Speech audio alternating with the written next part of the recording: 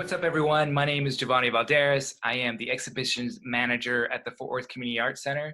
And today we are being joined by Charles Gray, who's a phenomenal artist that is currently showing with us.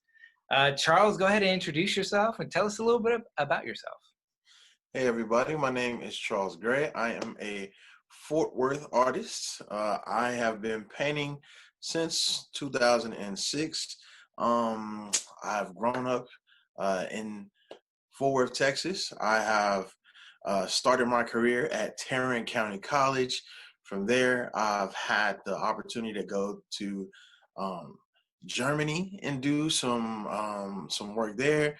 Belgium, do some work there. Art has taken me some phenomenal places. Well, thank you. You know, you're an artist that is so versatile. I mean, if anybody follows you, which I encourage everyone to follow Charles on his Instagram page because it's quite entertaining and really creative. And so you do all these things. So I was wondering, in regard to your exhibition and the work that you have up right now, how would you just describe your style? Um, I, I I would call it honest. Um, Mm, that's probably like how I would tell anybody to make stuff. Just make it honestly. Um, as far as like mark making and how you narrate an image, all those things will come with that honesty. So you gotta, or at least for me personally, I gotta find what I'm trying to say and narrow it into something that is tangible for others to communicate. And once I get that language of communication, now I should being honest, gotta tell the truth. the work in the show right now, it's very familiar, I think, for you and for those who don't really know, I think Charles is really a commentary about his lineage and this idea of who, or what his family has endured. And so I was wondering, is that part of the kind of honest conversation that you're trying to have with everyone? Yes, 100%. I know now it's popular to really look into and look behind the veil of minority families and minority experiences. These are the traditions of my family, and this is how my family has functioned living in America. With a grandmother, a grandfather who's picked cotton and who's worked for European families, since they were 6 years old, and you hear these stories. So that's where, they're getting slapped on pieces of paper and on canvas and cut out into shapes, and there it is. Yeah, what I love about the work or the show is just that you provide a lens for us that I think most normal people who haven't kind of grown up with your experience, and for me, I think it's really impactful, and I think it really speaks in the show. And so it's interesting. Like, this kind of brings a question to mind. Like, um, what comes first for you in the process? Like, is it the idea, or is it the kind of the visual language that needs to appear first? So, like, for example, visual language could be like an image or a photograph. I don't know, that would be kind of interesting for me to kind of hear your thoughts on.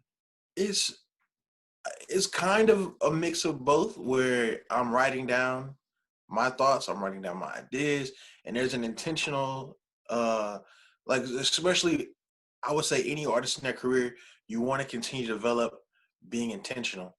And that's kind of when you're stepping into like a fine art realm, is when you're saying, when people look at what I'm making, what do I want the thing I'm making to say back to them?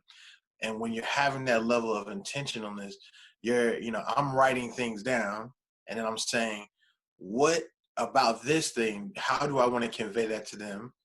And then after that, it's the honesty thing. So it's writing, um, getting my vehicle ready. So if you're familiar with the show, the vehicle might be chicken, it might be a fan, it might be a stance or a way of standing. So once I get my vehicle ready, now comes the other part of getting your image. And I do like working from references just because something that's consistent and a base to have to start working from, it'll make my personal images a little stronger. So that's typically the formula. That's the formula I use. When you're starting your work, are there any key elements that need to happen in order for you to start? Like, is it, you know, a personal connection to something, or is it, like a kind of social justice or issue thing that you're looking for first to kind of get that inspiration? How does that, how did, give us, give us a glimpse into your mind. It's always a why for me. So like I'm asking myself, why is this like this? So from the chicken series, I'm asking why would somebody want to trade a chicken for a person, which led me down a rabbit hole of buying chickens and getting eggs and understanding comprehensively, okay, if people cost money, I could see how two chickens could cost a person, or if it's, why my family members, they were having cancer, they were passing away, and I'm asking, not myself, but a higher power, why am I experiencing things in this format? Why are people who are so nice around me, why are they passing away? Is there a reason? There's something I'm searching for, and it might not be in the answer. The answer's, for me personally, but the journey to coming to the answer, I think that's really the sweet spot of where I find my narrative is in that journey aspect of searching. When did you become conscious of how important the storytelling in your family was?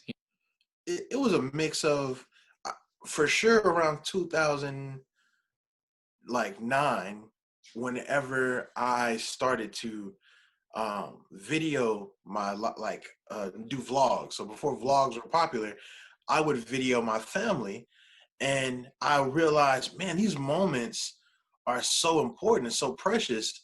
And when you go back and watch it, it's like a recall thing. And that's kind of what paintings do. Paintings, even though you might not have ever met my family, you can kind of understand having a grandfather or having a grandmother or experiencing cancer. So everybody's journey is going to look different, but inevitably as a human, you're going to have to take the journey of life.